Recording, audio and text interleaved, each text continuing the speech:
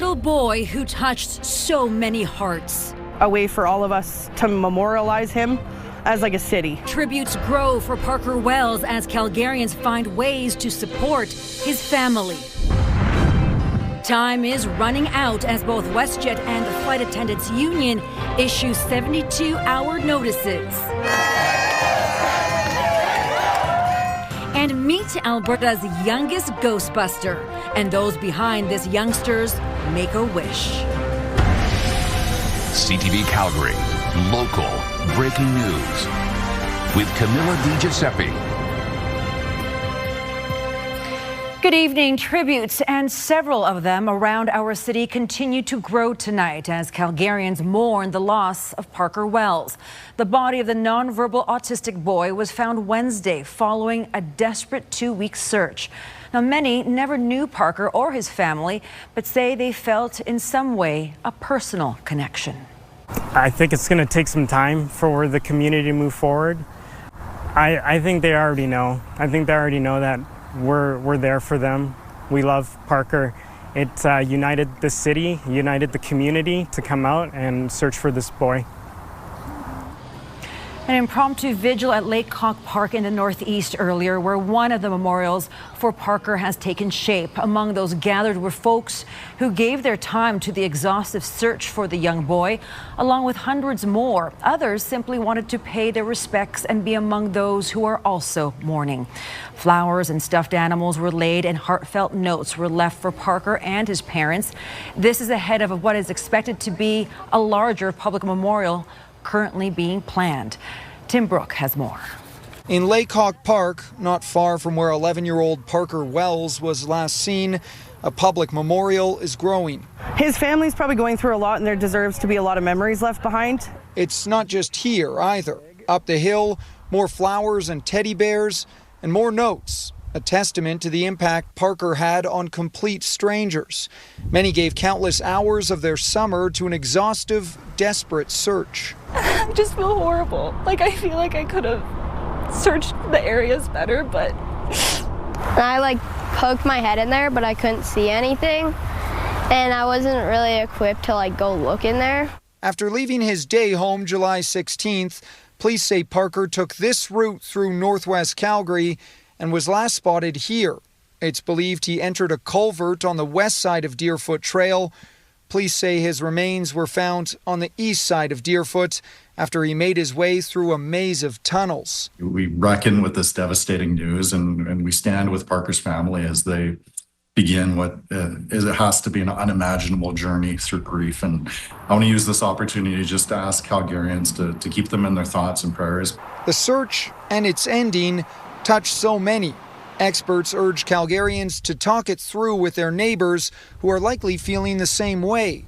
And parents shouldn't be afraid to explain to their children in simple terms what happened. Validate their feelings, especially about their own safety. Again, that the uniqueness of the situation was extraordinary. And I think we want to do this in such a way that we don't contribute to the fears that kids may have about their own safety. The Calgary Police Victim Assistance Support Team was set up Thursday to offer even more help. Speak to our staff, our volunteers, and of course visit with our trauma dogs, just to get a sense of comfort and hopefully some resources and support as we move through this tragedy. It's not what anyone was hoping for, but some mourners say a devastating resolution is still better than the unknown. So there's closure for the family. My heart goes out to them, and I hope that they can go on with life, but at least we know something.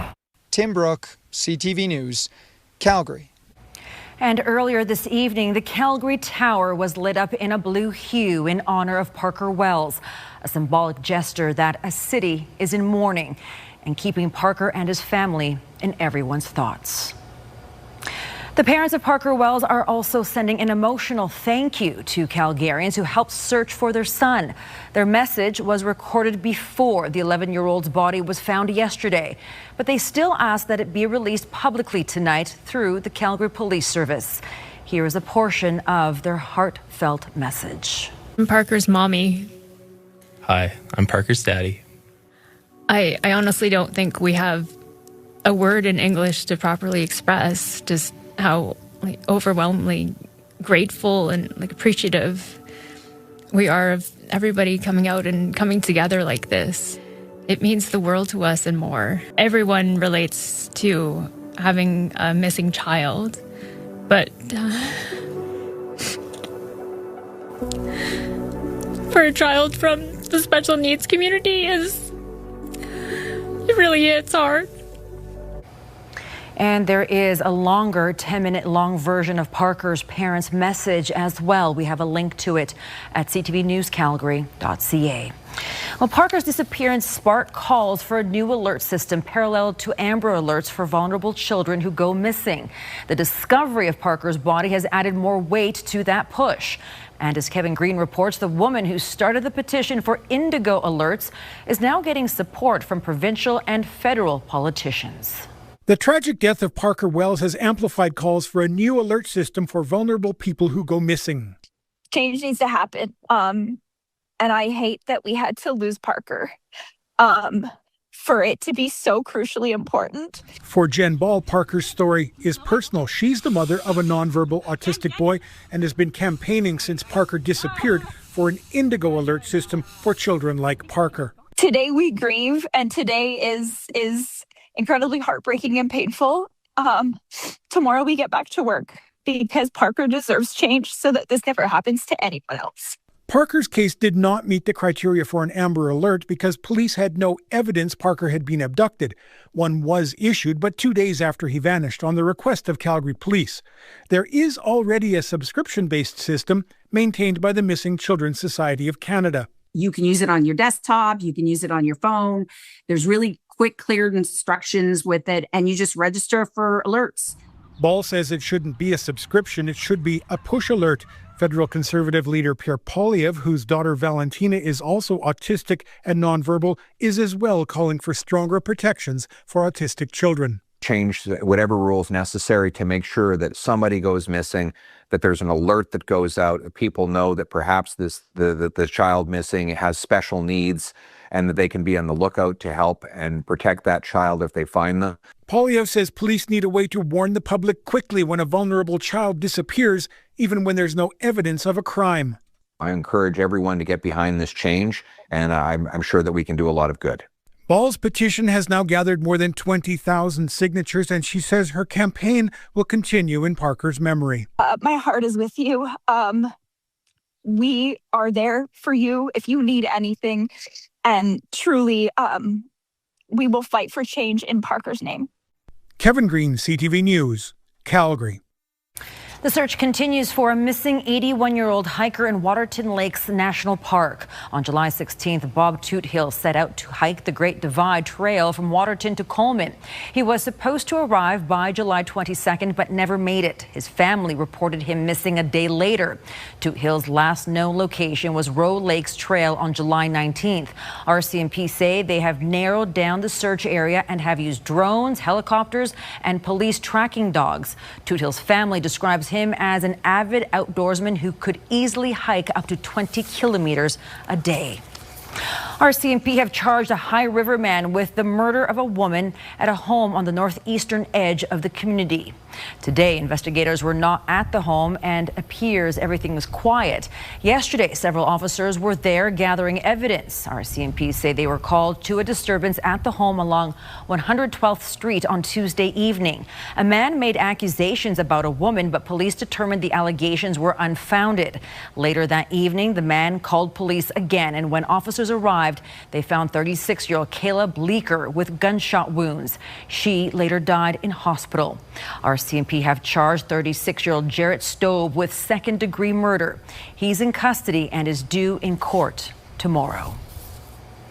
Many WestJet passengers are anxiously waiting the dispute between the airline and the union representing its flight attendants. At midnight on Sunday, workers are scheduled to go on strike or get locked out. As Alicia Fieldberg reports, the impacts could begin as early as tomorrow. A labor dispute could ground WestJet this weekend, but these passengers are taking it in stride. Obviously, I'm a bit worried about it. I know there's going to be some contingency plans I can get, so I'm not going to let it ruin my fun trip. Our dates are like right in the middle of the potential strike. We're going on vacation anyways, a few extra days doesn't hurt. Getting stranded in LA isn't that bad. The union representing its 4,400 flight attendants and the airline gave 72 hours notice ahead of a potential strike or lockout. Both sides hope they can sign a new contract before that. WestJet wants an agreement that provides value and meaningful improvements for its cabin crew and is sustainable for its company. The union says it has been clear about what needs to change, and there's still time to avoid a strike. The union's main concerns are wages, working conditions, and unpaid work. Well, absolutely, they should be getting paid for the time that they're on the ground and compensated fairly for that. Last summer, Air Canada flight attendants walked off the job for 3 days under similar circumstances, but that may be avoided this time. Not uncommon at all to see these kinds of situations resolved with an agreement at the 11th hour. We're scheduled to fly tomorrow morning, so we'll just see how that plays out. WestJet has been allowing a free change or cancellation in the form of a travel credit, but passengers impacted by cancellations can get money or an alternative flight instead. If they cancel the flight for any reason, then you have the option, if you really want to just take a refund and not travel. However, I strongly recommend not accepting a refund and not letting WestJet push a refund on you if you want to travel. Alicia Fieldberg, CTV News, Calgary. WestJet could start grounding flights as early as tomorrow.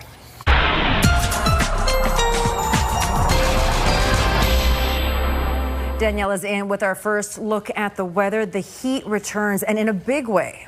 So here's some good news. If you like the heat, you've got 2 more days of it. If you don't like the heat, you've only got 2 more days of it. It depends. We have a little bit of everything in store for us for this long weekend, and Sunday comes with much cooler temperatures than what we've been having. So this hot stretch really starts to peak for Friday and Saturday. 18 degrees to kick off the day tomorrow, getting up to a high of 31. Air quality health index at moderate, lots of sunshine out there for tomorrow. Again, it will be even hotter on Saturday as we get up to 33. And then after that, it will be significantly cooler. That longer range forecast is just ahead. Thank you, Danielle. Fire bans are now in effect for Banff, Yoho, and Kootenay National Parks until further notice. The ban covers campfires, barbecues, outdoor wood stoves or fryers, tiki torches, and candles. But you can still use propane fire pits, stoves, barbecues, heaters, and lanterns. Anyone with a fire permit will automatically be refunded. Calgary has issued an advisory, but not yet a ban. For more information, check out albertafirebans.ca. A domestic disturbance leads to an officer firing their weapon. Just ahead, we hear from the fiance of the man who was critically injured and says the shooting was unnecessary. You're watching CTV News, Calgary. A man was shot by police in the southwest community of Bridlewood after a domestic disturbance call early this morning. The man is in critical condition and Alberta's police watchdog is investigating. But his fiancée says the shooting was completely unnecessary. Tyler Barrow explains. Early Thursday morning, police were called to the 1000 block of Bridle Meadows Manor southwest for reports of a disturbance involving a man with a weapon. The man, Danny Martin, was shot by police and is currently in the ICU at Foothills Hospital in critical condition. His fiancée, Shanda Ray, is trying to remove some of the blood stains from the shooting. She says her and Martin were drinking last night while playing with a bow and arrow in their backyard. A neighbor ended up calling the police. 2 police officers showed up. I told them he wasn't here. They left. She intentionally misguided them due to the no contact order. He had to see her. She says shortly after she got a phone call from police to come outside. She went outside while he waited inside. Police tried to de-escalate the situation so they could take him into custody. When Martin did come out of the house, there was a confrontation and Martin was shot. Neighbors say they saw a bow and arrow on the road not far from where Martin was shot. Ray did try and visit Martin at Foothills Hospital, but due to the no contact order, she had to leave. She is adamant he never should have been shot. Plastic bullets or anything else, like why divert to shooting somebody with lethal force in the chest and in the arm? It's unacceptable. The couple had been living in the home for about a month. For other residents in the area, it's something they won't soon forget. Brooklyn Murray's boyfriend woke her up after he heard the 2 gunshots go off. We came downstairs just to figure out what was going on, came outside, saw that the entire street was blocked off with all the police and everything. Others left unsettled. Very disconcerting to have that kind of violence and uncertainty in our neighborhood. Tyler Barrow, CTV News, Calgary. ACERT is leading the investigation and is not at liberty to provide any comment on the case. A deadly stabbing in southwest Calgary late Wednesday night has led to 2 people in custody and a neighborhood left shocked. The incident occurred on the 1400 block of 38th Street Southwest just before 11 o'clock Wednesday night. Police were called to reports of a disturbance, and when they arrived, found a man lying on the street with a stab wound. He was rushed to hospital where he later died of his injuries. One resident describes this as a shock for the quiet neighborhood, while a family on vacation from Edmonton got more than they bargained for. They had both ends of the streets completely blocked off with tape. There were police everywhere, sirens, lights. It was scary to come to. I wish I stayed home. I wish I didn't have to see this and have my family and my kids witness what is quite tragic. The city's homicide unit says those involved knew each other and there is no threat to public safety. 2 people remain in custody at this time. An autopsy is pending.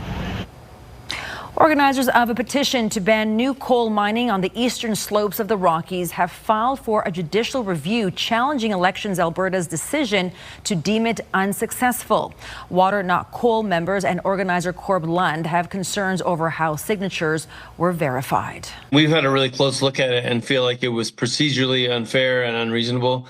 And basically what they did, I don't think Elections Alberta is in on it with the UCP or anything, but and I don't think they're incompetent as a group, but in this case, I think they were unfair. About 35,000 of the over 200,000 signatures collected were rejected. That put the petition below the 178,000 threshold. Elections Alberta performed an authenticity check on random names. Lund claims that each name that was rejected took about 500 signatures off their total. He believes Elections Alberta used more strict standards than the law requires. Elections Alberta tells CTV News it has a clear and rigorous process. Danielle's up next with her Skywatch forecast, and if you're prepared for the heat to return, it is coming and soon. Those details next.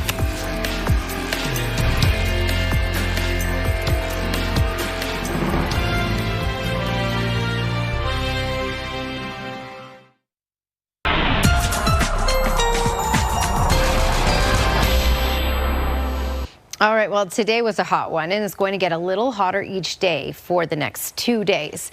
26 was the high in the city, 30 in Lethbridge and Milk River, 31 Drumheller and Brooks, and 33 in Medicine Hat.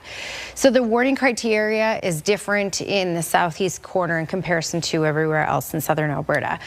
So we've had this warning in place for pretty much the whole week because it's been continually hot and continually in the 30s for the southeast corner. So by Saturday, where we're looking at the peak of the hot weather before things dive down, many communities in the southeast corner will see daytime highs closer to that 40-degree mark. Not quite the case here. Claresholm, Nanton, up, yes, Calgary included in this. We're looking at daytime highs just above that 30 mark for the next 2 days. So 31 tomorrow, 33 for Saturday. So still hot. Not this hot, but again, the warning criteria is a little bit different. Basically, everywhere in southern Alberta is going to be very hot for the next 2 days, and then things are going to take a big turn for Sunday. So it's been quiet for today, quiet for tomorrow. The jet stream, which you can look at in the lighter orange color here, has mainly been over central Alberta for the last few weeks, and the jet stream is the storm track, so it's been carrying a lot of that active weather in through central Alberta. This is going to boost up, give central Alberta a bit of a break, and pump in some even hotter air from the states into southern Alberta for tomorrow and for Saturday. Then this jet stream will shift down over southern Alberta. This upper level low will move through, and this will do 2 major things. 1, it will definitely drop our temperature significantly by Sunday. 2, it opens southern Alberta up, Calgary included, for the risk of thunderstorms starting on Sunday. Okay, so for the futurecast, there's nothing going on for the next 2 days, as you can see here. But this is a look at early Sunday morning, and that's even Sunday at 1:30 in the morning is when we start to get into the potential for showers and thunderstorms. And again, this cooler air mass that will be rolling in will be a significant change in temperature for us. So looking at that longer range forecast, 31 degrees for tomorrow, 33 for Saturday, air quality health index around moderate. And then by Sunday, that risk of thunderstorms or at least some showers. And look at the difference. It's a 10-degree difference between Saturday and Sunday when you're looking at daytime highs. So Sunday, just a high of 23, and by Heritage Day Monday, just a high of 20 expected. Danielle, thank you so much. When you have a ghost in your neighborhood, who are you going to call? Make-A-Wish Canada, of course. Next, Alberta's youngest Ghostbuster.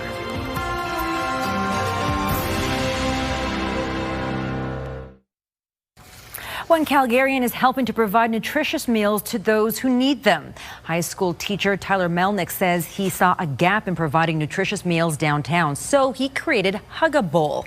He shows up downtown every Thursday in an electric food truck to provide lunch for anyone who wants it. Hug-A-Bowl purchases surplus food from local businesses as well, turning food that might otherwise go to waste into a delicious meal.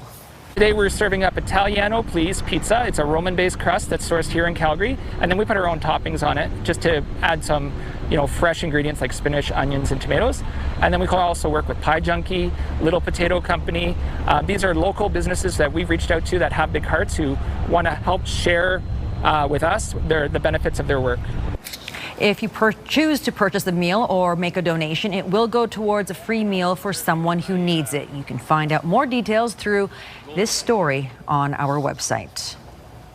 Ghostbusters came to Calgary today to protect the city from special threats or crazy threats and weird threats, and it all came together from the Make-A-Wish Foundation. The charity granted 7-year-old Brent's wish for a Ghostbusters adventure at the Calgary Stampede Grandstand today. He joined forces with the mayor, police officers, EMS, and the Alberta Ghostbusters for the day. Naturally, the Stay Puft Marshmallow Man made an appearance, but they handled it like real pros. The adventure was filmed in order to make a little movie for Brent. The organization says wishes like this are worth all the effort. They are very important to bring everybody together, and we are very grateful to our Calgary community who showed up for this wish and show Brent that everybody is with him. The magic for the day was helped along by digital media integrations. Make-A-Wish provides wishes for children diagnosed with critical illnesses to help give them and their families hope and resiliency. What a great idea. All right, that's it for us here at CTV News at 11:30. Thank you so much for watching. We will see you soon. Have a good night.